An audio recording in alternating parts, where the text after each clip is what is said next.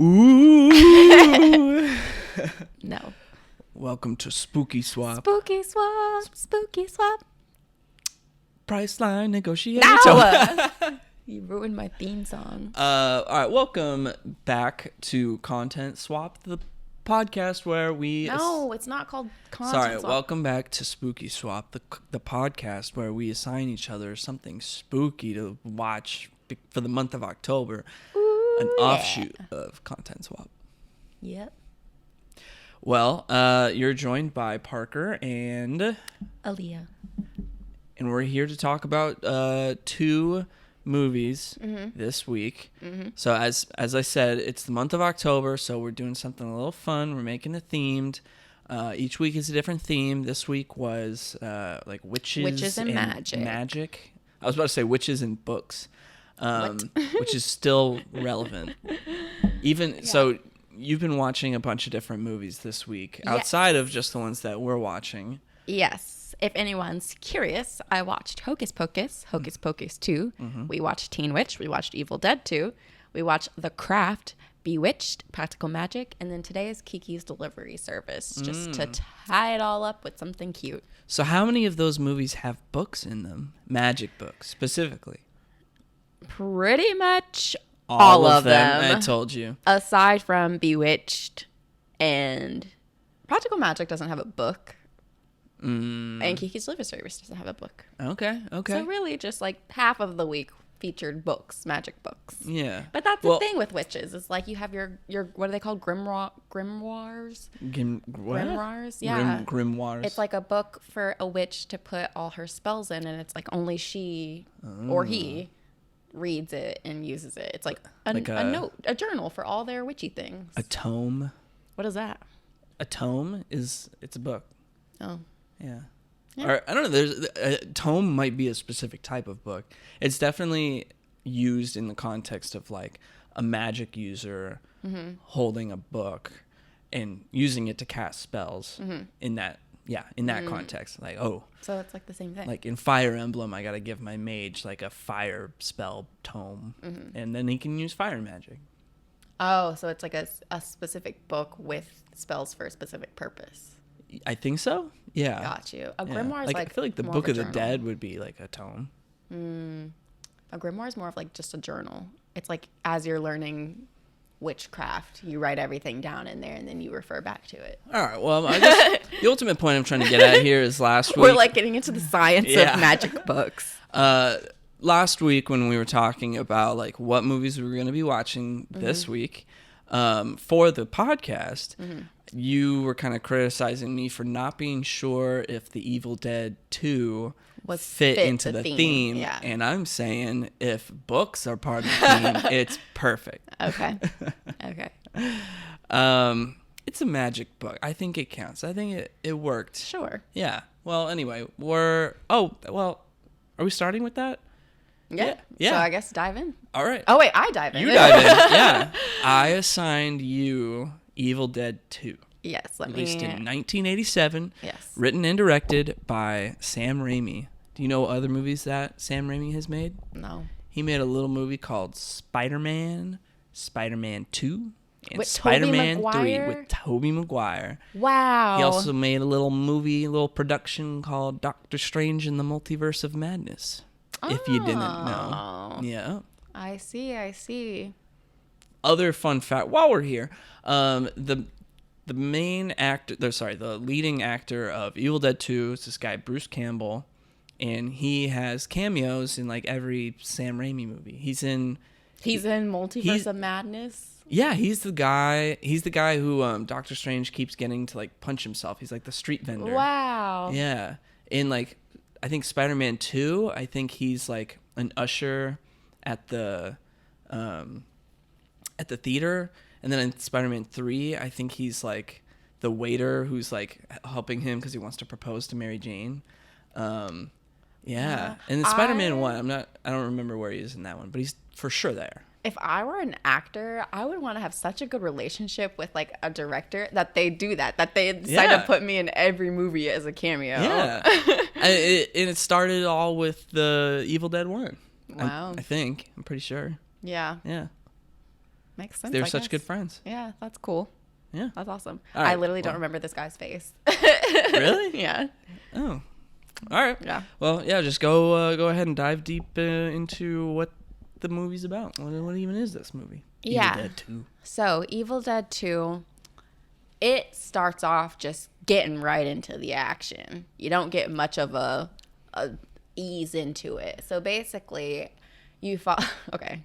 In my entire notes, I refer to the main character as boyfriend because I didn't know his name. So it's like boyfriend does this, boyfriend does that. Objectifying this man. I didn't know. His name's Ash. That's the name of his character. Wow. Yeah. I did not pick that up. Yeah, it's like Ashley something. Okay. I don't remember the last name, but his full name is Ashley. But it's wild too because I got his girlfriend's name. So I don't. What's his girlfriend? Linda. Oh, and that's because he kept yelling her name.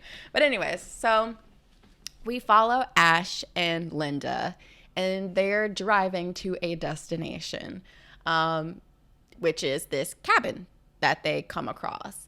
And it's very, like, my first thought, I was like, did they just break into this cabin? And this is just like, we're not going to address the fact that they just were like, here's a great place to stay. Yeah. Let's sleep here. Yeah, no, it's very nondescript. It's like, oh, nobody's going to come. Or like, we don't own this, but nobody's going to come, so we'll just stay here. Yeah. Like, and it's like this cabin in the middle of the woods. Yeah. And it's just like, I'm sorry, what? Is this normal behavior? Movie behavior, yeah. Oh my gosh. Horror movie main characters, yeah, they do that stuff all the time. Wild. But is this considered a horror movie? Well, we can get into that in a second. Okay. But on the surface, let's say yes. Okay. So, yeah, so they come across this cabin where they decide to stay. And while they're kind of hanging out in the cabin, settling in, Ash decides to kind of look around, see what's there. And he finds a video recorder device, one of those old school not record player, but recorder. Well, it's an audio recorder. There we go. Yeah. Sorry, I said video. I meant audio recorder. Yeah, like an old tape recorder. Yeah, yeah. And so he's like, "Oh, Linda, there's a tape recorder. I'm gonna press play." And so he, he presses play. Yeah, he presses play, and we hear the voice of a professor, and it's a professor's notes on what the professor's been studying, which is this Book of the Dead, which happens to conveniently be placed right on the desk. Yeah. And he found it in some castle. Yes. So the movie does provide some kind of they give a lore, little context. Yeah, and they show a little clip of the professor and his family because he brought his wife and daughter with him, which that doesn't seem smart. But they're in these caves, very Indiana Jones. They find this Book of the Dead, and they're like, let's keep it, let's study it, let's translate it. So we see. Well, also at the beginning of the movie, before we even get to the scene where we meet Ash and Linda, they give a little backstory on what's the Book of the Dead. Oh yeah. So basically, Ash is listening to this tape recorder, and the professor is like, the book. Oh wait, no. I take that back. I don't remember what the professor says. But what we find out is that the book can possess people who are living. Oh yeah. Yeah, and we know this because girlfriend, Miss Linda. I know. Sorry, my bad. You called her girlfriend. I'm like, did you forget already? I was given a little go on. A little spice. So girlfriend, Miss Linda, she gets possessed by this book because the professor starts saying, the professor starts saying words, which on idiot, the recording, literally, dumb. The professor starts saying the translation of the book, and it makes the book come alive, possess her. So now she's this possessed thing and is trying to kill Ash. And so Ash does what he has to do, and he kills her. He decapitates her with a shovel, within a minute. Literally, the movie just started, and we've already seen a possessed woman and decapitated person. You get told about this Book of the Dead, and then you meet this couple. They go to this cabin. They're like, wow, look at this cabin. It's, nobody's here. We're going to stay here. Yeah. Yeah. Ash sees a tape recorder, hits play, incantations come out of the recording, and girlfriend gets possessed, kills his girlfriend. Yeah. That's like, the first, 10 minutes. 10 minutes, yeah. So he decapitates her, decides to bury her body, but he keeps this necklace that she was wearing.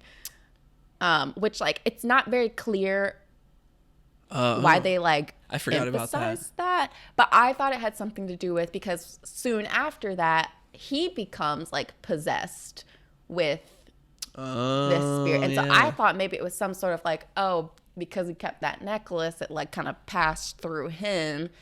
And, so he becomes possessed. However, so he's, like, running around possessed. I forgot about that. Yeah. He does become possessed. Yeah. He's like running around possessed, but then the sun comes up and he gets back to normal. So he realizes being out in the sun, the like demon can't get him. Yeah. So he tries to escape, obviously, this little wilderness area where the cabin is, and tries to cross this bridge. That's how they arrived. Yeah. But we find out bridge is broken. Like severely. Yeah. In like a it's just like in a gone. way that just would never happen. It's like railroad tracks like on Expedition Everest. Yes. Where Literally. they're just like bent upwards. Yeah. And it's like that's not possible. I guess only like a demonic creature could have done something like that. And I guess that's the point. Yeah. Yeah. So basically he's stuck. So he goes back to the cabin, and this is where all the fun begins. So the whole movie is pretty much just set within this cabin, and it's him just like losing his mind essentially, because his hand is like becoming alive and trying to kill him. Like things in the cabin are coming alive and like taunting him, and he's like freaking out. Linda's dead body. Yeah, Linda's dead body, which is decapitated. The head is like rolling around and like talking to him. Her body's like moving around trying to kill him. He has to like cut her up with the chainsaw. Yeah, there's a part where he like her head is like biting him. Yeah. And it's like biting his hand. He's like, ah. Which brings me to this thing that bothered me in the whole movie. Which was what? There is a fire within this cabin. There's a fireplace, and the fire is lit. Oh my God. The fire is lit. And every time something happens, Linda's head is biting him.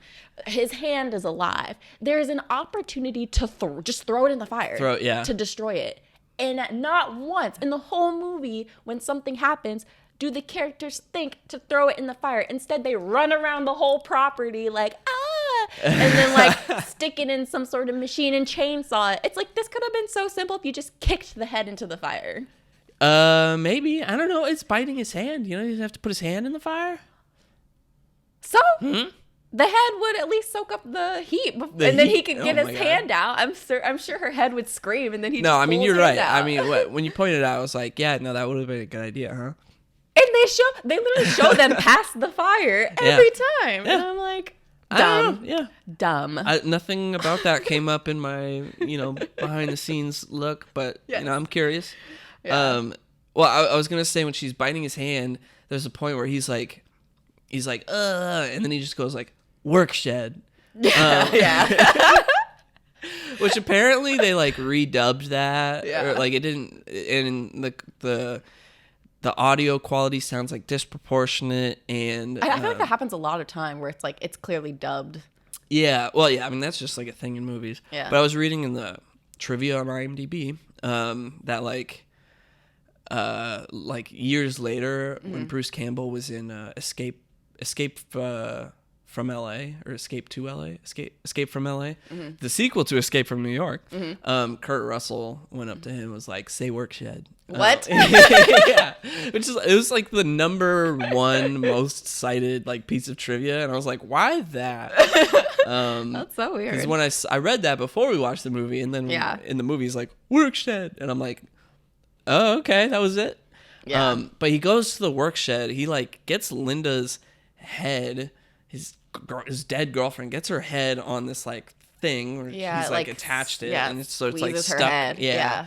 And he's like, I gotta take out this demon, And he ultimately does with a chainsaw, but it's like the demon like turns back to his normal girlfriend. She's like, no, it's like Ash, tricking don't kill him. me. And it's like, ooh. Yeah, that's what the demon does, because this pops up again a little bit later. We'll get to it in a second, but they like the demon has the ability to like kind of trick them to like make them think like, oh no, it's like, oh, this is your loved one. You can't kill them. Yeah. So interesting. So one note that I put was like a lot of these shots are really cool in the way that they shot them. There's a particular moment where Ash is just like running through the house trying to like get away from a demon, and it's really cool. I was like, whoa, I don't think I've ever seen anything that was like shot in this sort of way. Yeah, because and these shots are like really long too. Like it'll come like all the way through like, you know, the woods. Yeah. Just come all the way through the woods and then like into the house and then like around corners and stuff. Yeah, through like multiple rooms. And it's filmed like it's filmed as if it's like they're overcranking the footage to make it like faster. Yeah. But then like when you see Bruce Campbell and it's chasing him, that's like real time. Yeah. So yeah, it's really, really cool. Yeah, I really appreciated that about this movie. I felt like it was a very creative process. Like the way they just do everything in the movie is very creative. And so so basically, like I said, everything in the house is kind of coming alive. There's a scene where all the objects in the house are like laughing at him. Like there's like a deer. Oh yeah, great. A deer head that's like laughing, and like that was actually kind of scary. Yeah. It's kind of freaky. And he's just like losing it basically because he's like, what the heck? Well, yeah, everything's laughing at him, and then he stares directly at the camera and he starts laughing, and then he's just like laughing at everything. Yeah. And that's like a very iconic shot. I feel like I see that in like film montages all the time or something. Yeah. What's the reason? Like, what's the meaning behind that? Well, I mean, it's just like all of this, his girlfriend gets killed. Like he's in this house. Everything's trying to kill him. Like his hand got possessed and he had to chop his hand off. Yeah. Like, and then everything in the room is just laughing at him. It's like, yeah, it's like he's going crazy. It's like, what can you do at that point but laugh? Yeah. And for us as the audience, it's like weirdly comedic. Yeah. Gotcha. Because, well, I mean, you were asking, like, is this considered a horror movie? And, like, yes, because it's super violent and it's got, like, scary elements. But, like, it's more of like a horror comedy because all these things keep happening, and it's like, yes, if that were happening to me, it would be scary, but it's like the way that things are happening, it's like, you gotta be kidding me, in like a hilarious kind of way. Got you. Yeah. So I think this was like considered to be like the advent of the horror comedy as like a genre at all. What else would fall into that? I mean, I feel like nowadays there's a lot more things that would be like a horror comedy. Like, I don't know, Happy Death Day or something. Oh, yeah. Like it's for sure, it's a thing. Yeah. That's getting made. Yeah, that but makes sense. I don't think that had really been done at that time. Yeah, that makes sense. Yeah.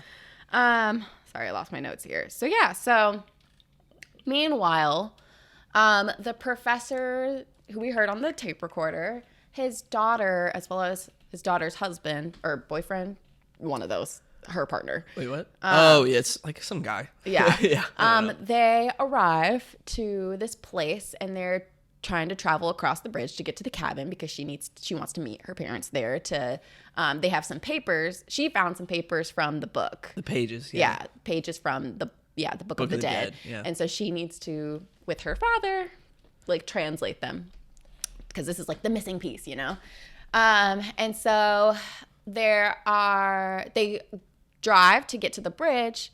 Bridge is completely messed up. They can't cross, and they meet two people, a man and a woman, who are like, you're not going to be able to cross. This bridge is messed up. And so she's like, let's make a deal. Help us there's got to be another way to get to the cabin. I need to meet my parents. Help us. And so they do that. So all four of them, they do, The guy like helps them, like he knows a trail to get there. Yeah. So they all an alternative trail. Yeah. Yeah. So they all sorry. Go ahead. Okay. I was just saying. Well, now suddenly four more people show up at the cabin. So it's like they're like, what the heck is going on with this cabin? And the girl's like, where are my parents? And it's like Ash is just there. And it's like, what is going on? Yeah. So when they get into the cabin and they see Ash, who's all bloody and like everything's a mess, they're like, her first thought is, you murdered my parents. Like, where are my parents? Yeah. And so they are all like, we need to get him because he clearly murdered her parents. Like, let's throw him in the cellar. Oh, yeah. Yeah. Well, then, yes. So then, and I don't know.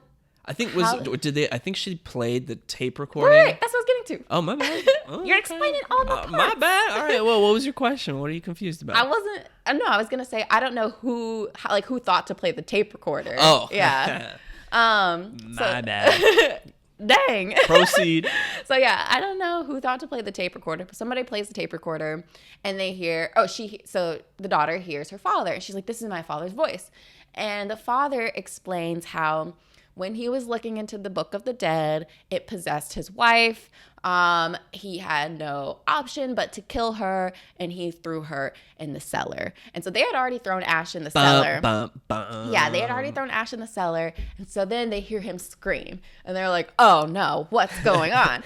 And so the daughter's mom, which is the professor's wife, is a possessed demon that's just living in the cellar. And now is trying to get Ash because Ash is now in the cellar. So he's like, get me out of here. Please help me.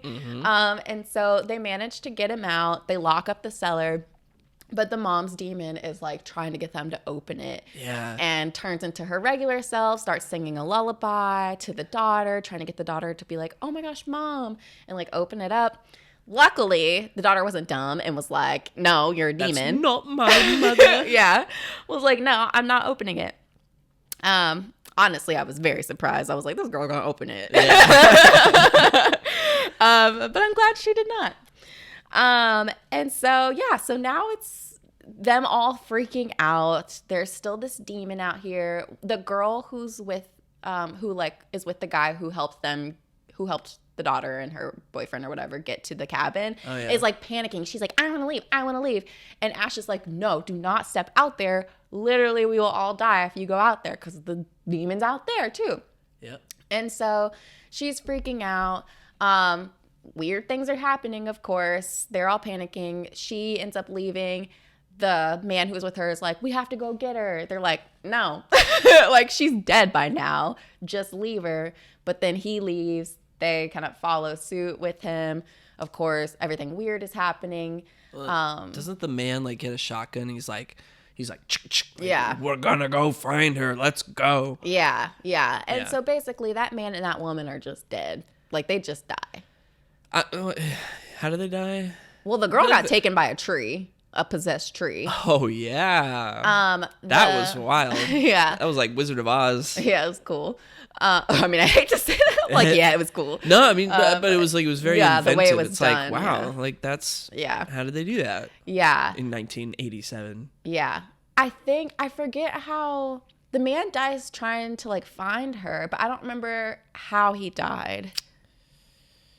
Yeah, no, I don't remember either. Didn't he get stabbed like in the chest or something? Oh, yeah, they, oh my gosh. Yeah, the girl who's the daughter, she gets like it's like a spine. Yeah, it's like a spine, but it's like a dagger almost. And I think she gets like surprised by him and just like stabs him through the chest. Oh yeah. Yeah. Oh yeah. And he's like, ugh. Yeah. Yeah. You know why that happens? Because since they went outside, Ash gets possessed again. Oh, and yeah. They both freak out, head back to the cabin. The daughter heads back to the cabin. I guess the man follows suit. And so she's trying to hide, thinks that it's Ash, but it's actually the other dude. She stabs him and then was like, oops. Yeah. And then they're like trying to escape from Ash. But Ash ends up turning back into his regular self again, like at some point. Yeah. I think it's because of the necklace. Oh. He's like looking at the necklace and he's like, Linda. And he like transforms back to his regular self. And they're like, no, we can't trust him. And he's like, I'm cool now. Yeah. He's literally like, I'm fine. And I'm like, you were clearly not fine. What? I would not trust you either. And then, but she even says, like, the daughter's like, you're fine for now, but like, what the heck, dude? Yeah. Like, I mean, he doesn't end up getting possessed again, so, convenient. he's cool now. So anyway, they learn from the father, or the father's soul pops up. Oh, yeah, that was weird. He's like, it's me. Yeah, it's like a ghost of him. I'm here. You have to get the book. Yeah. So at this point, it's just Ash and the daughter left. The father's soul So pops funny. up and is like, it's the missing pages. Read them, and all of this will be solved, and there will be no more demons, and you'll be okay. And so the girl's like, I've got the papers. Let's translate them. I have the receipts. Literally. But... All right, this is where my notes stopped because I was just too invested in the movie that I forgot to write notes. So they got the papers, but somehow the papers fall into the cellar where Demon Mom is. Yeah. Yeah. How do they get... Oh, is that when they, like, equip themselves? Yeah, because they need to go into the cellar to Oh, get the yeah. papers back. So they get their... Oh, yeah. They get their equipment. Ash turns... Since he doesn't have a hand anymore, he makes the chainsaw his hand. Yeah, he jerry-rigs the chainsaw Yeah. to the end of his hand. So now he has a chainsaw hand. And then he saws off the barrel on his shotgun. So now he's got a sawed-off shotgun. Yeah. And then he goes, groovy. Which I is forgot about that. iconic. I forgot about that. I was like, what? Famous line. Oh my gosh. So Ash is the one who's going into the cellar. He goes into the cellar. He grabs the papers. He hands the papers off to Laura. Not Laura. That's the girlfriend. He hands the papers off Linda. to the daughter. Oh, Linda. Yeah. Oops. I don't remember the daughter's name at all. Me either. I just Is it wrote down daughter. Henrietta? Or is... Oh, no, I think Henrietta is the name of the mom. Oh, I have no clue. I don't remember. I just Yeah, keep calling her all right, daughter. Continue. He hands the papers off to the daughter, but then Demon Mom pops up. So he's got to fight off Demon Mom. He does Amazing. successfully. Yeah. I mean, it's definitely at this point in the movie where you're like, I'm supposed to be kind of like laughing and entertained by this movie. I mean, like, you kind of are up to that point, but once it's like, guy just put a chainsaw in his hand and he's like gonna go attack this demon. It's like ridiculous. We are having fun now. Yeah. It gets ridiculous at this point. And so the daughter's trying to like say the things, but like they're fighting off demons at the same time. And so she's like, getting hit. She's about to die. She's like barely able to get through the words, but Just like all this stuff is happening. Yeah, it's just a lot going in the on. Yeah, there's a lot. Yeah. I think there's like black bile at one point. Yeah, it's too much to keep up with. Yeah. But nonetheless, she's able to barely speak out the last words of this spell that will cure everything, stop everything. And then somehow he gets magically transported back. Wait. Yeah, like a portal opens up and everything's getting sucked into the portal. Yeah. And there's this like, because up until this point, there's all those shots that are like moving really quickly through the woods and then through the house and all that. And like, we don't know what that actually looks like, but they're like running away from it. Mm-hmm. But then there is like eventually that type of shot, and then it like, pops into the cabin, and then we see it, and it's this like big head. Yeah. That looks practical. Yeah, no, it is practical. Yeah. I actually have a note that they, because they filmed the movie in a junior high gymnasium in North Carolina. Interesting. And everything's shot in like a school gymnasium. Home Alone, and like the entirety of Home Alone was shot in literally a school, Really? like cafeteria, or like gym. What? I know. Not a house? No. Oh. No, obviously they filmed the exterior of the house from like the real house, house, but right. the whole set is literally in a school building. Okay. All right. Well, I don't want to get too sidetracked here, but so the that head was apparently, as a prop, it was too big to move back to California when they finished filming, so they left it in North Carolina, and then it disappeared, and nobody knew what happened to it until it popped up like years later. Somebody found it at like a Halloween like haunted house attraction in the same town where they filmed the movie. Oh my gosh. Yeah, but it's like a really cool How do you just head. like steal that head? Yeah, I don't know. Yeah, It's massive. I don't know.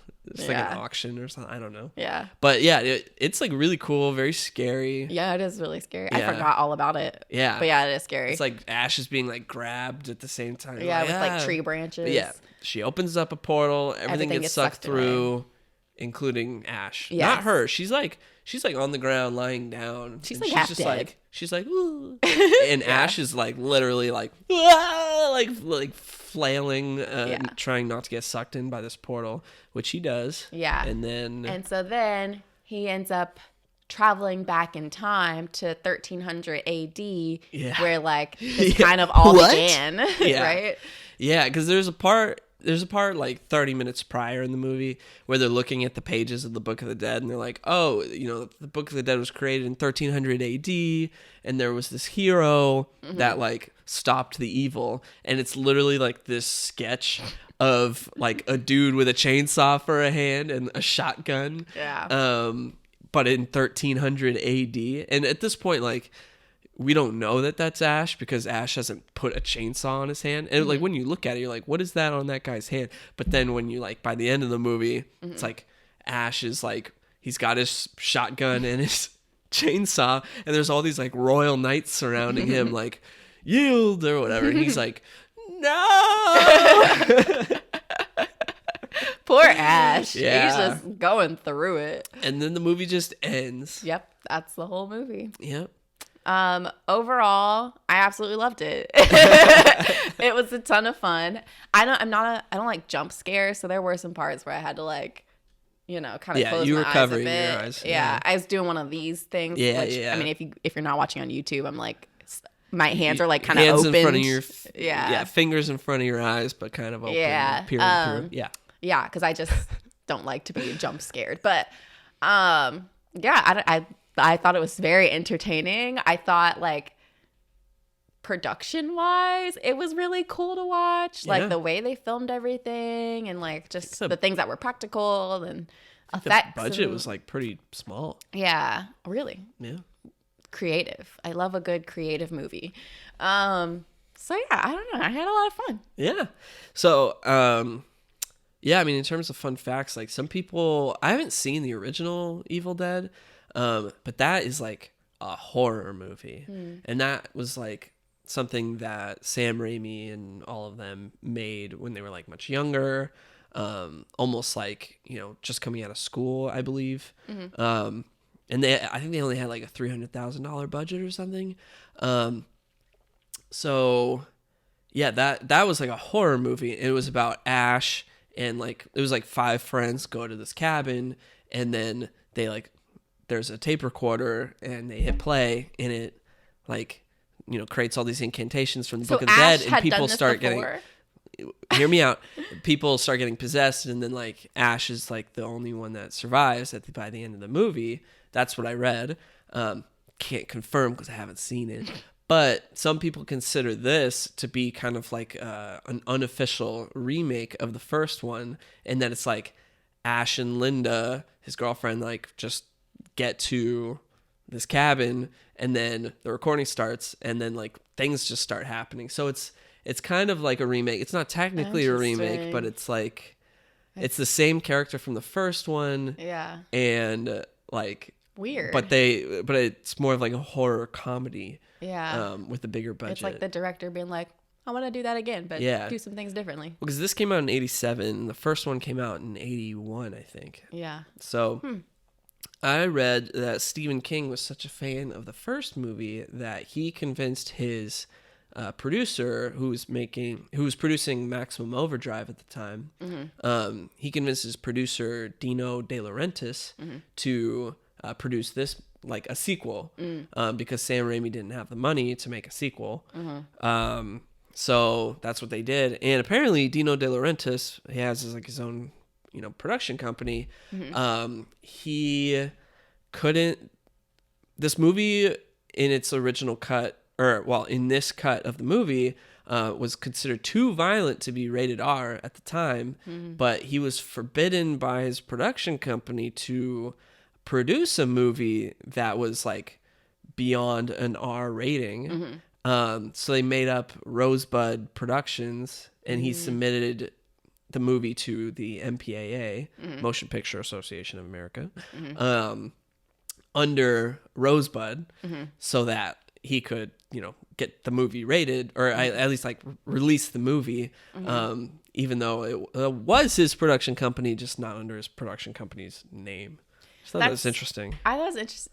That's interesting because literally at the beginning of the movie, I was like, "What's Rosebud? I've never heard of that." Exactly, because it doesn't exist. Yeah. It's just made up. Wow. Yeah. The things you can do in Hollywood. Yeah. Just make up anything. Yeah. Let's see. Wow. Just boom, boom, boom. Nailed down like all of my facts here. What else do I have? Well, so yeah, the movie ends on a cliffhanger. There is a third movie. It's called Army of Darkness. Have not seen that either. I would love to just like watch, all three of these movies back to back. I think that'd be a bit much for Yeah, me. maybe. Yeah. Well, not not in like one sitting, but like, I would love to watch like what happens next, because this was so funny and hilarious and entertaining, but also like horror. I would love to know like, what happens in the next movie, especially if it takes place in like 1300 medieval AD, times. yeah. And it's like Ash is there with a chainsaw and a shotgun, and it's still supposed to be like just as good. I think some people say that Evil Dead 2 is their favorite of the trilogy, but like Army of the Darkness and Evil Dead 1 are like, just as good as each other. So I think, what is it called? Army of Darkness? Yeah. I think that would be a bit too ridiculous for me. Like this one, We because don't this know. is art. True. I'm just saying, like, my initial thoughts before I've even seen it, I would imagine it would be a bit too ridiculous for me, because like this one is still rooted in some sort of realism, even though it's very like not realistic at all. Like I just mean by like setting, like being in a cabin in the woods. That kind of thing. Yeah. I get what you're because saying. you have so much of that something that's completely out there. Yeah. That like to also be in like a different time period, but he's a modern day person. Right. Like that would be a bit disjointed for me. I think what's so great about this movie is that you go into it thinking like, oh, I'm going to watch this horror movie and it's going to be scary. And it was made in 1987. What's that going to be like? But then, and that's what you think the movie is when you start it. But then, at some point there's just this shift of like, this movie's great, it's hilarious, I'm having a great time, it's fun, and then it ends on this crazy cliffhanger where the main character goes like 700 years into the past. Like, what? So definitely, I don't think Army of Darkness would be able to top that, but apparently it's still really good, so worth a watch. Yeah. And as far as other facts that I have, Bruce Campbell apparently improvised the whole scene where his hand was possessed. Because you were like, wow, this guy's doing some really good acting. I said he's a great hand actor. Because like the way he was like dragging himself with his hand. Yeah. But like when he's like on the floor and he's like unconscious and his hand is just dragging him. Yeah. I was like, Oscar. Yeah. That was great. And then the last fun fact I have is that Sam Raimi, the director, and Bruce Campbell made up, or they like told people this story of like Bruce Campbell broke his jaw because Sam Raimi was, when filming those scenes where it's like the camera's moving really quickly through the woods, Sam Raimi was on a bicycle, and like that's how he was filming those scenes. It ended up bumping into Bruce Campbell and ended up breaking Bruce Campbell's jaw. But that was actually just a made-up story that they told people to see if people would believe it. What? Which apparently they did. I mean, sound pretty plausible. Yeah. Like, that seems like that could have happened. Yeah. Yeah. Well, that's everything I had. I'm glad you enjoyed the movie. It's just a good time. That was fun. Yeah. Yep. Cool. All right. Let's move on. All right, intermission. Cue the music. Make a little tune while I open my notes. Just open them. Okay. Lame. All right. So I don't need the iPad anymore. Cool. I might use it because my phone keeps closing. Cool. All right. So, dearest reader. I was assigned a little movie from 1989 called Teen Witch, which... I'd heard of Teen Witch. I think I'd seen like clips and stuff, but I didn't really know anything about this movie going into it. And sorry, I'm a little congested right now. If that, I don't know if you can hear that in my voice. I can't really like breathe through my nose right now. Ew. Yeah, sorry. Snotty. Yeah. So Teen Witch. I don't even know where to start. It's very of its time. I'll start with that. Yeah. There's this girl, Louise Miller, and she's in high school. She is turning 16. She starts the movie at the age of 15. And she's just like navigating through high school, and she's got bullies. There's this girl, Randa, who's always bullying her, and Randa's dating Brad, but Louise likes Brad. And Brad is nice to Louise, but he's also dating Randa.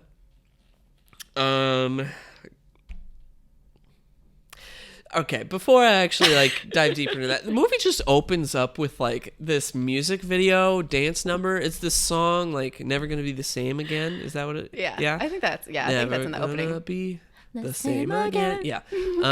So it opens with that, and it's like this crazy 80s music video where like Louise is like, she's dancing, and then Brad's there. We don't know who Brad is, but he's like, this hunky guy, and they're on this rooftop in a metropolitan area, and there's like fog machines and stuff. It's pretty great. It's like, really long too. Yeah, it's like the it's longest like a full intro music ever. Video. Yeah. And then she like wakes up, and it's like, that's a dream.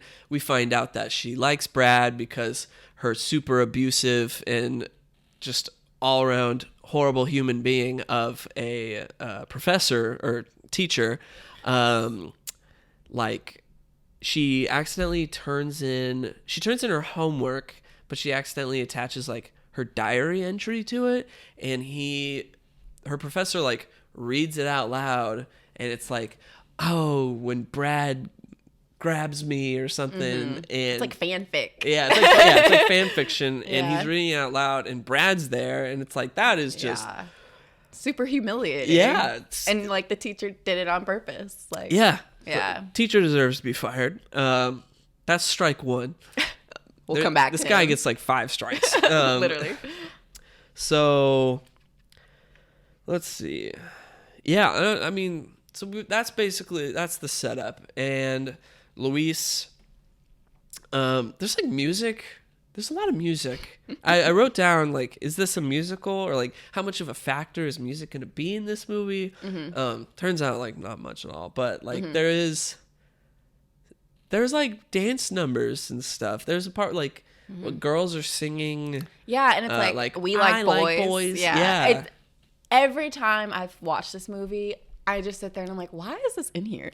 Well, I found out that there's actually like a musical based on this movie. Yes. Yeah. But it's not, I don't think it's like a production musical. It's just a musical album. It's like people, like various artists singing these songs, and it's just in an album. Are you sure? That you can buy. Yeah, because I looked it up. I looked up Teen Witch the musical, and I didn't find like an actual musical production. Oh. I think they were going to make one on Broadway. Yeah. But it never Took happened. Off? Wow. And so there is on Amazon and on iTunes Teen Witch the musical album. Yeah. So I found that on Spotify. Yeah. Okay. Interesting. I could be wrong, but I was looking through that today. I've never heard of any kind of movie doing something like that. Yeah. But that's really interesting. Well, so at one point I wrote down like, this feels like the female version, like the first like 20 minutes, I feel like I'm watching the female version of Top Gun or something. Like it's got very Top Gun vibes. It kind of does. Even though I've never seen Top Gun, just like trailers of Top Gun. Well, in Top, you know that song like "Take My Breath Away"? It's like "Take my breath away." Oh yeah. That song was made for Top Gun, and there's like a love scene in Top Gun where it's like they're going that song. Yes, and they're going like in slow motion, and Tom Cruise is like on top of her, and it's like, oh my god, it's like their silhouettes, and it's like some lit up curtains in the background, and they're like making love and whatnot. It's like. And that song is playing. I got that whole general vibe from this movie. Makes sense. Makes sense. So Yeah, at this point I wrote down like, where's the witch part? Well, sorry, we're not even in a specific part of me describing this movie right now. Basically, like, that's all the setup. She likes Brad. Brad's with Randa. Randa's a bully. So Luis is like, oh, and she has this brother named Richie, who just, his whole shtick is that he likes to eat, and he's just, that's it. Like that's his whole character development. He's supposed to be this like gross little annoying brother. Yeah. Yeah. And he's making like crazy pizzas of like, he's just disgusting. Yeah. I just don't get this character. Anyway, so Luis is riding her bike home at night, and Brad and Randa are in the car, and they're like macking while driving, and he almost runs over Luis. She like, falls off of the sidewalk, and he's like, oh my gosh, let me help you. I want to give you a ride. And she's like, no, it's fine. So then he leaves. She finds out she's got a flat tire, so she's walking along the sidewalk, and then she finds this house, and it's like free palm readings or something like that. And so she goes in there, and it's the woman who it's that old woman with the childlike voice from Poltergeist is there, and she is like, oh, honey, let me read your palm. And so she's like reading her palm. She's like, wait a minute. What did you say your last name was? She's like, Miller. She's like, Miller, of course. Why are you giving her a southern accent? She doesn't have a southern I can't. accent. That's the best I've got. She's like, Miller, of course. And she opens up this book, and it's like, you're a witch, honey. Look, there's you, there's me. And it's like, what? Yeah. You can do spells. Here, do one. And it's like, she does. What does she do? Well, she says like they turn something into money. I forget what it was. They like turn like a frog into money or something. No, it was something else. Yeah, I think it was just like a piece of coal or something. Yeah, like that. they turn a piece of coal into like literal $20 bills. Yeah, but she basically is like, oh, when you're about to turn 16 on your 16th birthday, weird things will start to happen. Oh yeah. She's like just letting you know. That. Yeah, like you'll get your powers once you turn 16. Yeah. And I'm like, what? Okay. I don't know if that money scene is like this part right here. I think it's after she turns 16. Well, either which way, this is where the witch part of the movie comes into play as a factor. Yes. Which by the end of the movie, I wrote down like this movie doesn't have really much of a witch aesthetic. It's just this teenage girl who ends up getting like the ability to do magic at one point. I feel like the term witch implies like a very strong aesthetic that you just don't get from this movie. It's really just like a 16-year-old high school girl all of a sudden starts casting spells on people, or not even, well, I guess they're spells, but it's like she's still just like a normal girl. It's not like she gets like black eyeliner and starts dressing all edgy or anything but like I love that, which is what I was expecting. Yeah, but I love that. I love that this is like a different type of witch movie, because like, I mean, there are people who practice witchcraft today, and it's not people. That's like true. You're not, Yeah. they're just regular people. True. Well, so I mean, when come her 16th birthday, like she's at home with her family, where she's supposed to be having her party, and so sad. Her family's like, did you send the invitations? And she's like, yep. Yeah. And her friend calls and is like, Her friend Polly is like, Polly with a P. Polly, my bad. Her friend Polly calls her up and is like, Randa's having a party. And it's like, oh, that's why nobody's coming. But also, like, she doesn't have any other friends other than Polly. So, but yeah, Polly is like, all right, I'll be right there. Anyway, I guess they have fun. It just cuts to the next morning immediately. And so then, yeah, she's like, weird things start happening. She starts hanging out with the old lady a bit. And the old lady's like, let me show you how to do magic, honey. And like, she tells her that water reverses the spells. And I don't even remember. Oh, she goes to the dance, and Randa Randa asks Luis if she wants to be her cousin's date to the dance, and her cousin's name is David. So Luis goes to the dance with this guy David, and he's like, oh, like I was like, homeboy he's is on like some tweaking, drugs. yeah.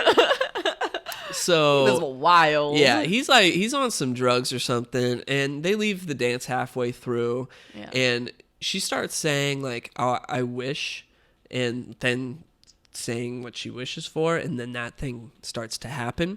So like they leave the dance and they're in the car, like her and David, and David's like, let's start hooking up right now. And she's like, I wish you would leave me alone. And then he just vanishes. He just disappears, never to be seen again in the whole movie.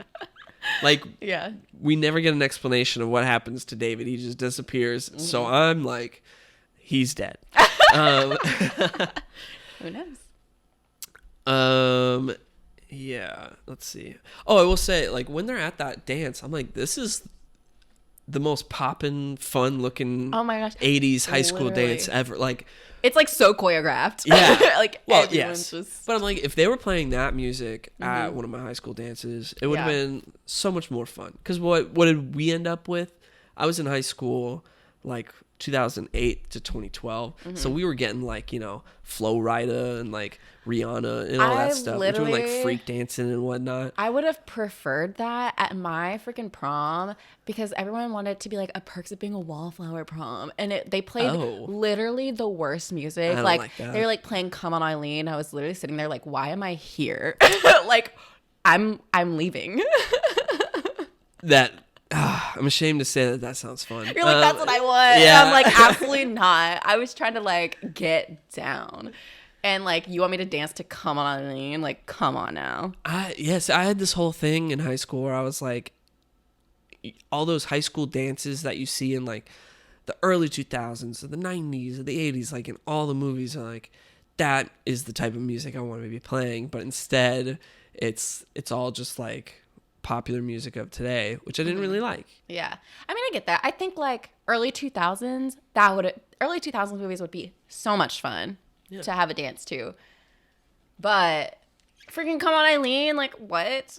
Oh, well, that's weird. Give me a second.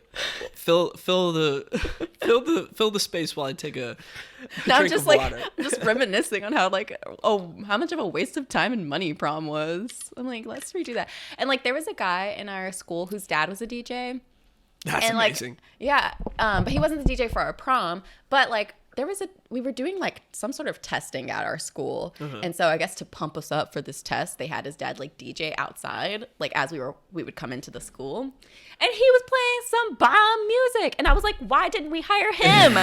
Like he would have been the best DJ for our prom. Instead, we got this whack playlist based on a dumb movie. It's not a dumb movie, but based on this movie that I couldn't care less about. It's a very depressing movie, honestly. That's like a very weird choice. It is. I don't like And like that. the reason why that ended up happening was because they decided to do something different where like the students could vote on like the prom music, I guess. And like, I mean, So, yeah. I guess like based on the demographics of our school, it doesn't surprise me. So when I was a freshman in high school, Yeah.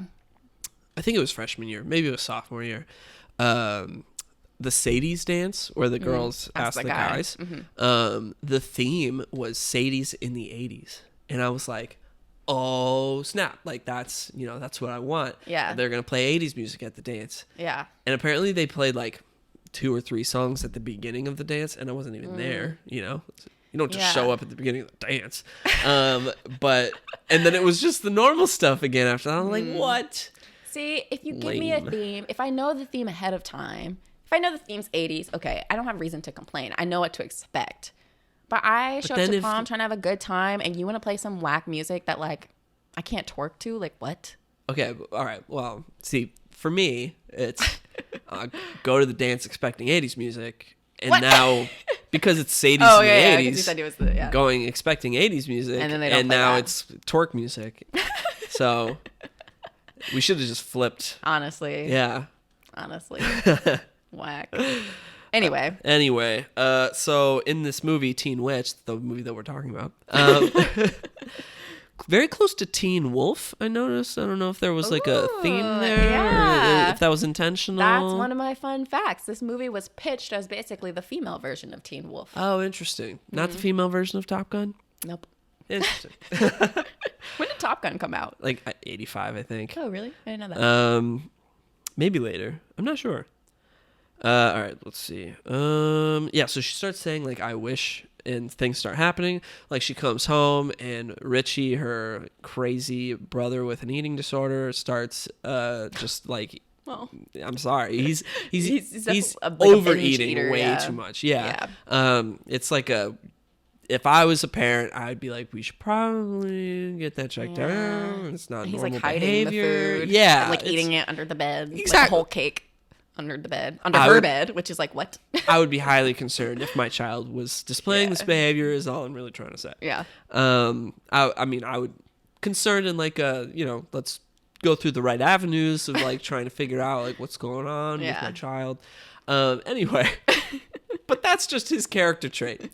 So he's making the most outrageous pizza of all time. It's got like marshmallows on it. Yeah. Like it's gross. Oh Yeah. God.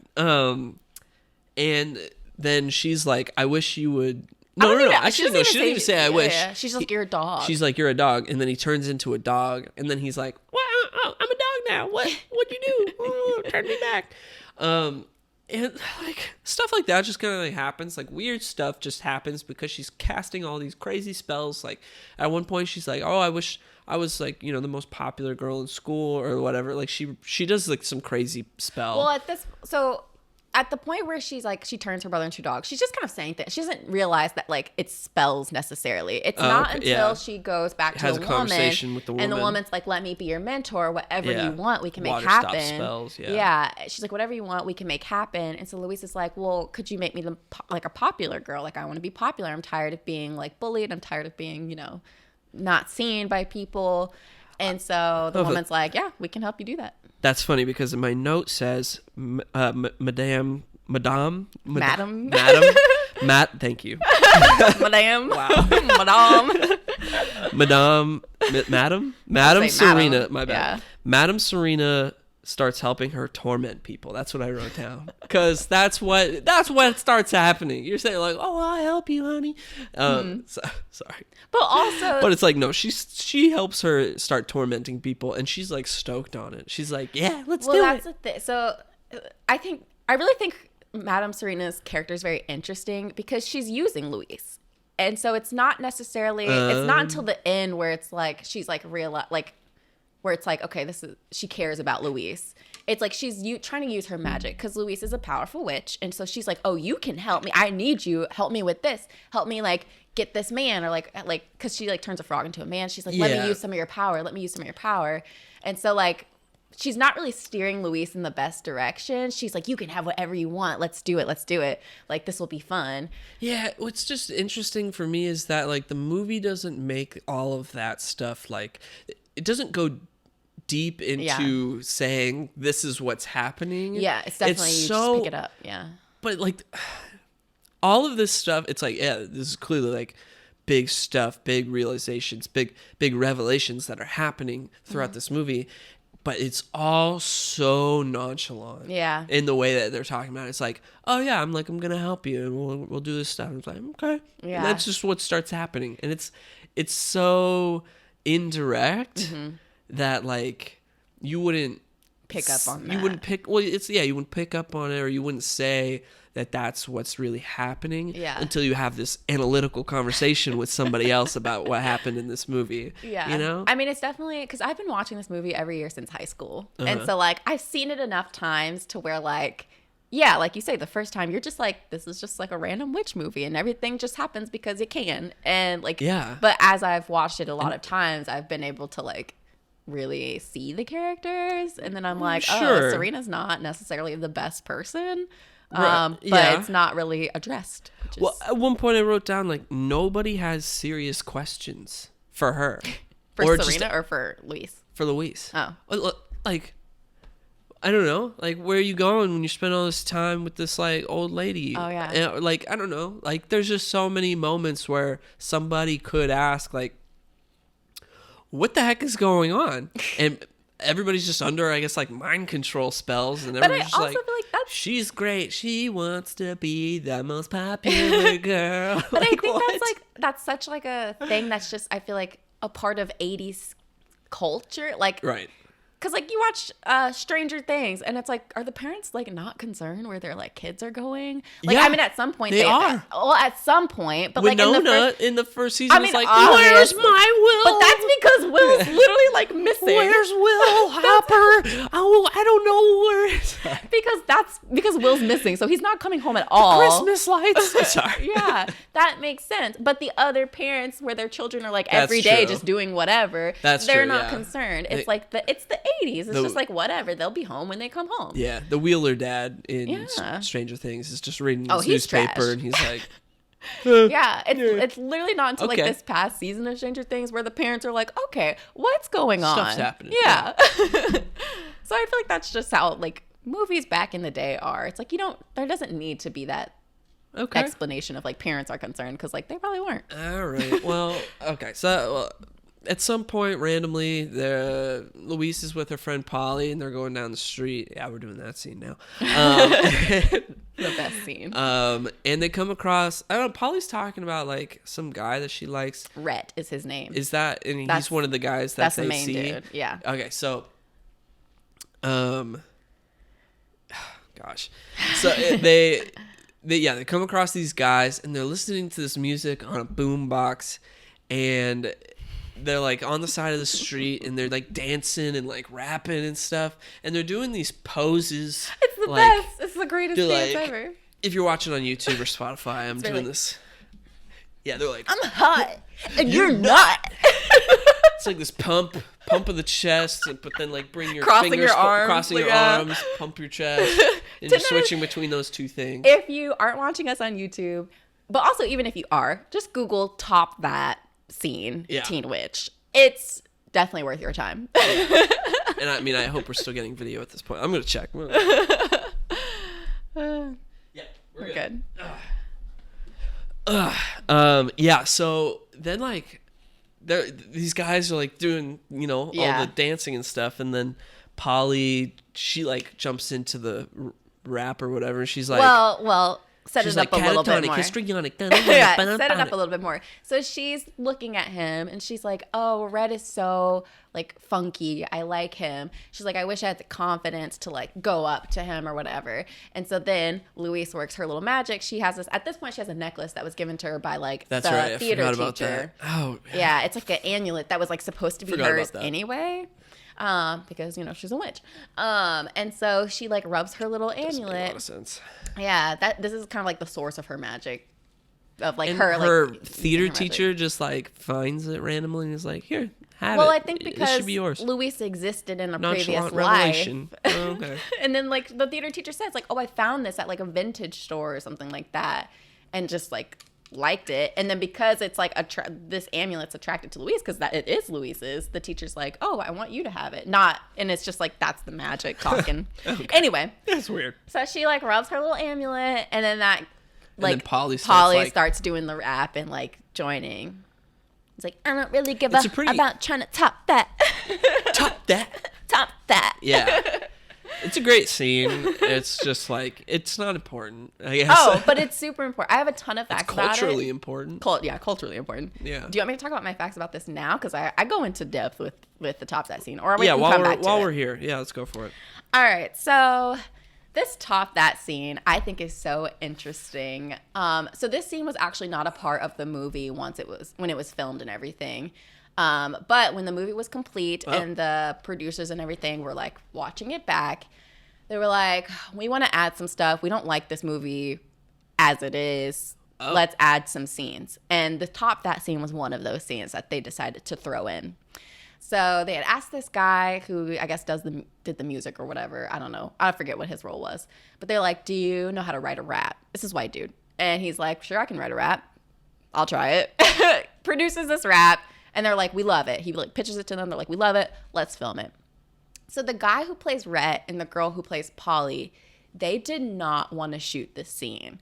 they were really Really? against it. They were What? Yeah, they were Okay. like very humiliated by it. So basically, the guy who plays Rhett, he was like, this is a time where rap became like a big cultural phenomenon. And I'm this white dude. I don't know what I'm doing. You want me to like do these hand gestures because you think that's what the rappers are doing. Yeah. You want me to rap this thing as like, and I just don't feel comfortable. I feel humiliated. I don't like the outfit I'm wearing is kind of like wild. It's like pushing barriers, pushing boundaries. Good on him. And yeah, and so he's just like, I don't want to do this. And the girl who plays Polly felt the same way. She was like, why do we have to do this? This is so embarrassing. Like, I don't want to. I don't feel comfortable. But obviously they're like pushing it. They're like, you got to do the scene. Like, do the scene. Yeah. So they don't really have a say. And they're like, fine, whatever. And so they just kind of like commit to it. And like the girl who plays Polly, so I watched an interview of them years later, now that like this is like such a cult classic. Yeah. And they're explaining how they like felt about the movie and everything. And the girl who plays Polly was like, the only thing that got me through that scene was the fact that I thought this movie was so bad that it would just go straight to DVD and no one would see it. Like, why would they see it? So she was like, I just like sucked it up and I did it. But like the whole time I felt so uncomfortable. So did people think that this was a bad movie when they were Yes. filming it? Yeah. So from what I've gathered based on the facts that I found, it seems like most people were just like, this movie sucks. Like, this movie's not good. I mean, facts. Like it's not. Yeah, the boy who plays Still Richie. entertaining though. Oh, I love this movie. The boy who plays Richie said that it wasn't until years and years and years later when a drag queen like hosted some sort of like celebration of this movie or whatever that he like for the first time appreciated the movie. Wow. And so yeah, but it's what's really interesting though is so like they talk about the breakdown of the top that scene, and then they talk to Robin Lively who plays Louise, who's our right. main character. Right. Blake Lively's older sister. Yeah. And I just thought it was really weird the way she was describing the experience, because she was like, I mean, I didn't have to do anything for that scene, so I was like, just go for it, just do it. And like that was a bit off-putting. And she was like, I thought they did a great job. And like they're talking about how they just like really felt uncomfortable, and she's like, didn't have anything to do with me, whatever. And I was like, that's weird. Yeah, go ahead. I don't know if I should bring this up. Mm-hmm. 'Cause, you know, I don't want to like judge a female based on their appearance or anything like that. Like, that's not, you know.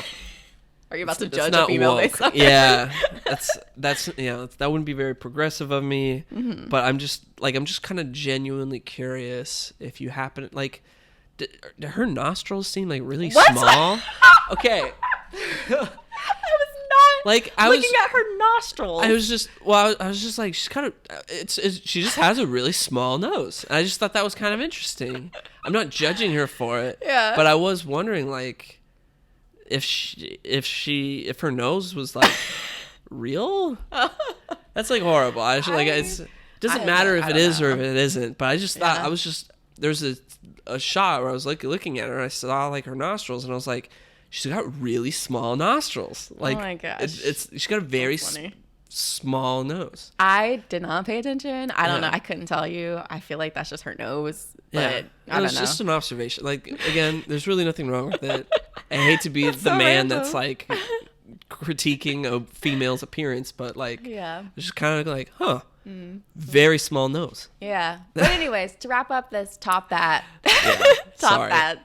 facts. I probably should have just kept my lips sealed on that one. It's okay. So to sum this all up, so basically this movie didn't do well in the box office. I'll give more detailed facts a bit later, but didn't do well in the box office. They were like, oh, it's probably just going to go straight to DVD. At some point, what basically made it become this cult following is that they started airing it on ABC Family and airing it nonstop. Wow. And people just grew to really love it. Me being one of those people. And it just became really popular. And the top that scene is like the most iconic scene from this movie. And so since it became really popular, this is around, I want to say like 2007, 2008, when it like really just like took off. So many people in like entertainment have recreated this top that scene. Right. So they did it in 30 Rock. Oh, wow. Yeah. Andy Samberg basically did like a mockumentary as like the rap group and like a breakdown of like Top That as the rap group. That's funny. Yeah, there was a person who did a remake of it featuring Aaliyah Shawkat. Yeah. Aaliyah Shawkat played Polly, and you see her like it's literally just the scene. Yeah. And she like does her part and everything.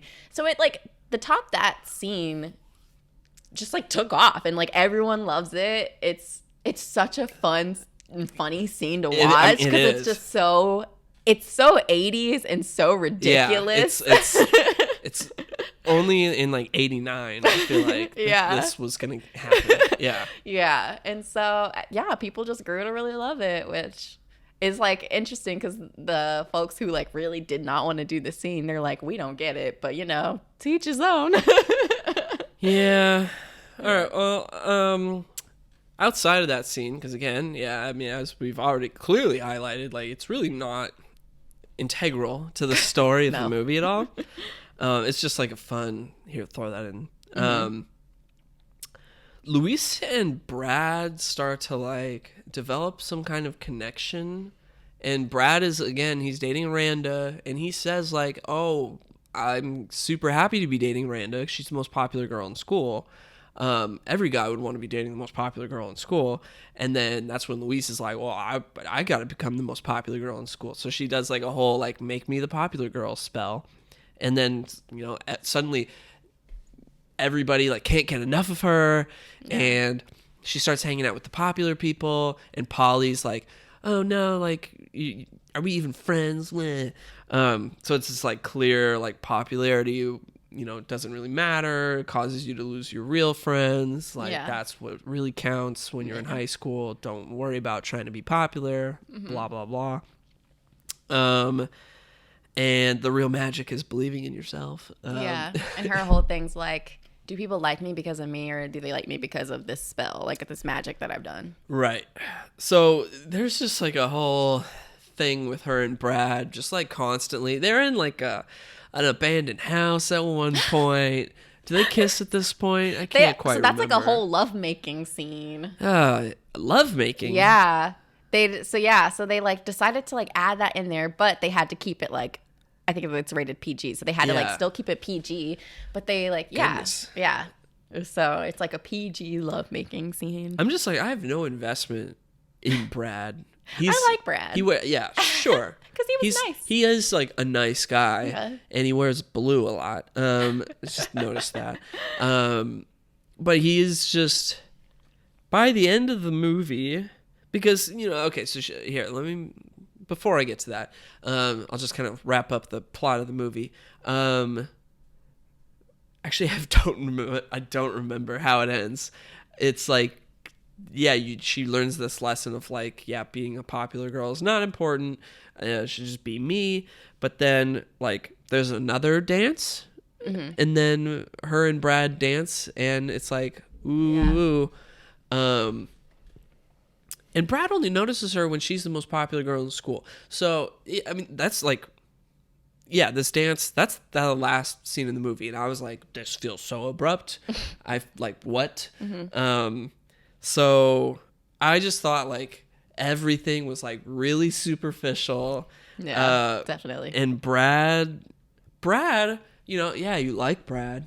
But at the same time, when you really look at Brad and his actions, it's like, Brad is the worst of them all. He's just out here chasing after who's the most popular girl in school. Well, I think at the end she goes to the dance and she like throws her necklace because it's like, I don't need this anymore. Right. I'm just gonna be me. But then they like, don't they still get together? Like it's like the whole resolution is like, oh, they still are together and like they still like each other, even though she's like renounced her witchiness or whatever. I don't know.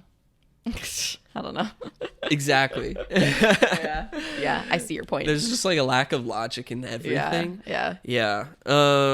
Also that super horrible teacher, by the way, at one point, just to really make sure we cover that, at one point she's like casting a spell on him while he's teaching his class, and he like starts she creates a voodoo doll. He starts taking his pants off, and the principal walks in or something, and they're like, whoa.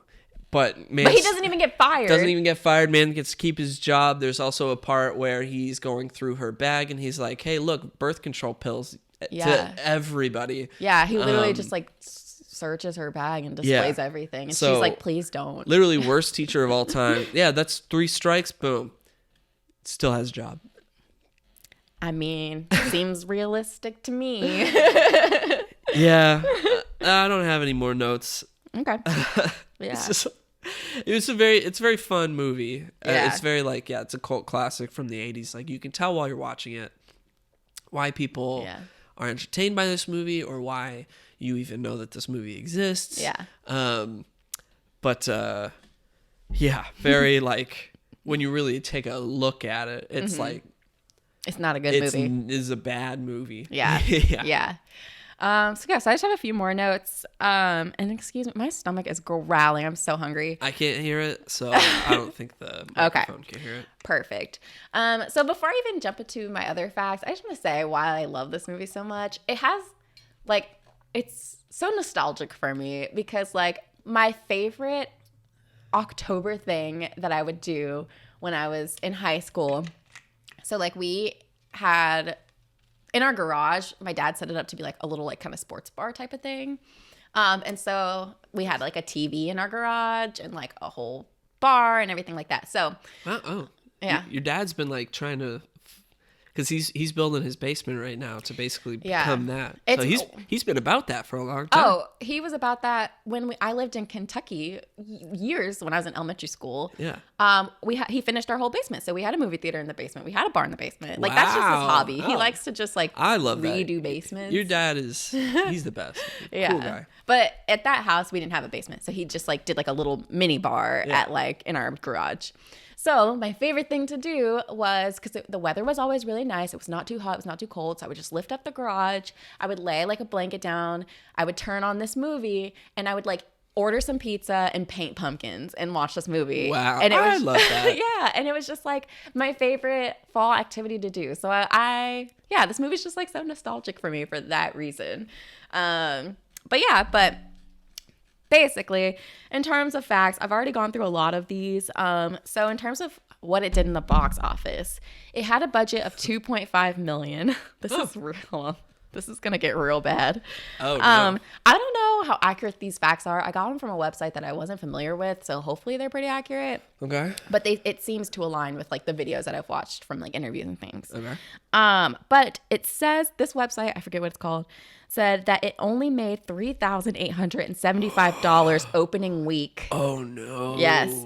And that's bad. Yes. And throughout its entire run, I guess in theaters, it made $27,843. That is monumentally bad. Horrible. Astronomically bad. Yes. Oh my goodness. Yes, very bad. And like I said, it wasn't until about 2007, 2008 maybe, I think, that it really got its like cult following because it started being aired on ABC Family. You say 2007? I think so. Oh. I could be wrong. I could have my dates wrong, but I think that's wrong. I think it's sometime in the early 2000s. That makes sense. Like, Yeah. I think there's a lot of movies that are like bad from the 80s era that didn't gain a cult following until like the mid 2000s. That's a very common thing that happened. Like I've got a movie on Blu-ray called The Miami Connection. It's a very bad movie, but it's amazing. Exactly. You know, and that's one of those movies where like the people that made it, they were like proud of it, but then nobody saw it, nobody liked it, and they were like, this is a terrible movie. But then like, 20 years later, people are like, we love this movie. Let's contact the people that made it. Let's get the rights to like redistribute it. And the people that made the movie were like, are you making fun of me? Aww. And it's like, no, we genuinely love your movie. Yeah. Aww. It's fun facts about a different movie. That's a very common practice that just happened. Yeah. And the actor who plays Polly, she was like, yeah, I thought this movie would just like disappear and I'd never have to think about it. And then I started receiving like a check because they like I guess you get like a buyout check or whatever if they like start to like air it on TV or something. I don't well, know. that's usually like a royalties check. Yeah, so, I don't know, something. She mentioned some kind of term. She's like, it wasn't until then that I was like, oh. And she's like, and then the internet happened, and like it just took off, and everyone would watch it, and everyone would talk about this. So yeah, so that's that. I already mentioned that there's like a musical album on Amazon and iTunes if you want to listen to some of the songs. The actual like soundtrack to Teen Witch, they Couldn't find it anywhere. You can't get it anywhere. Yeah, I tried. Yeah, I looked. yeah. So Trying to put it on my Adventures of 22 playlist. yeah, they won't. And I It's was not like, out there. Teen Witch the musical. What is it? Yeah, so it's not out there, so you can't listen to like the official soundtrack. Apparently in like 2008 there was supposed to be a remake with Ashley Tisdale, but that never happened. Well, thank God. I'm not no hate for Ashley Tisdale. I just don't think that would have been worth a watch. I don't know. No. And then the last just like little fun random fact. So they talk about how like Robin Lively had like a little crush on the dude who played Brad. Turns out the dude who played Brad actually dated and then married the girl who plays Miranda. Oh. And Robin Dang. Lively was just like, I was heartbroken, but like glad that Got it worked him. out for them. And it's like, dang, that was the actual movie come to life. Yeah, that's poor thing. Yeah. So that's all the facts that I have. Yeah, I love this movie. Yeah. It's fun. No, I mean I've heard Teen Witch so many times. I feel like I've just kind of like generally mixed it up with like Sabrina or Bewitched. Oh my gosh, no, Sabrina the Teenage Witch is fantastic. See, It's like Sabrina- actually a good show. Sabrina the Teenage Witch, Teen Witch. You can see where I got confused. I can. Yeah. I can. I low key didn't know until we started the movie. I was not sure if this was going to be like a Sabrina offshoot or something. Like I just didn't know. No, Sabrina didn't come till way later. I ended up rewatching Sabrina the Teenage Witch last year when the pandemic, well, not last year, or whenever the pandemic happened. I watched Like all the the original seasons. show? Yeah. Well, the ABC, was it, did it come on ABC Family? I think Well, so. yeah, well, because they made a new show for Netflix. Oh, that's Sabrina. I tried to watch that a few months ago. I was starting to watch it. I couldn't get into it. I think some people like it. I mean, it's, like, I like the darker. darker, Yeah, I grittier, like the darker more turn, serious. but I also thought it was kind of boring. Oh. Yeah, it wasn't captivating me. Oh. But yeah, I rewatched Sabrina the Teenage Witch and like it reignited my love for Harvey. I was like, ugh. Is Harvey the love cat? Harvey. No, Harvey's her boyfriend. I don't know. And he just like never seems to realize that she's a witch, even though all these weird things happen. That sounds like Teen Witch. That's honestly every witch show. Yeah, I think I used to watch like watch and enjoy Sabrina when I was younger, but I just don't remember any of it. I know there's Sabrina, she's blonde, and she's a teenager, and she's a witch, and then she has a cat, And she has her the two cat, aunts. The cat can talk, right? Yeah. She's like Sailor That's Moon. Salem. That's his name. Oh. And she has two aunts that are like really fun. Honestly, instead of Kiki's Delivery Service, me watching that today, I might watch the Sabrina movie because I didn't watch that when I rewatched it. Go for it. Yeah, I might. But yeah. So should we just go into assignments now? Yeah, well, I mean, we already know what the assignments are. So Yes. what is theme. next week's theme for Spooky Swap, So for Spooky Swap episode 2, aka Content Swap episode 24? yes, for Spooky Swap next week, we are doing the theme of spooky monsters. Oh yeah, okay. Ooh, oh my god. So, do you want to give me my assignment? Dead men tell no tale. That's pirates. My bad. I mean, he could think I be had a an- monster. I think I had an unconscious, what's the word? Unconscious connection between Pirates of the Caribbean and spooky stuff, because whenever I go to Disneyland, it would be Pirates, then Haunted Mansion immediately after. Yeah, my bad. Close though. Yes, monsters. What's? Do you want Oh yeah, so I believe if I'm correct, I assigned Troll 2. Yep. Yeah, which is another. I'm watching all the sequels of everything. Yeah, it's another one of those movies like this, where it's like gains this cult following, but it's not great. Got you. From the 80s. Yeah. Gotta love those 80s movies. Oh, yeah. I love 80s movies. The 80s was Fantastic. what a time. Huh? Literally. Yeah. Anything could go. Like, Yeah. anything No, really, was though. Literally, yeah. Yeah. Well, I love it, though. those Reagan years, huh? Nah. We weren't even born yet. Oh, my gosh.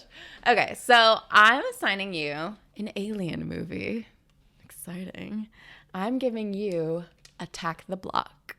Oh, okay. I have no idea what this is. This is a movie with John Boyega, young John Boyega, and it is, With aliens? yeah, it's a phenomenal movie. It's a good movie. Oh. I think you'll really enjoy it, so I'm very excited for us to watch it. I have never heard of this. It's great. Like John Boyega pre-Star Wars Episode Yes. 7? Yes. Huh. Okay. Yep. All right. He's like a little teenager in this movie. Okay. I'm Little curious. teen. Okay, let's see. Okay. Yep. All right, let's do it. Yay. Cool. All Yeah, right. Next so- week, we got Attack the Block and Troll 2.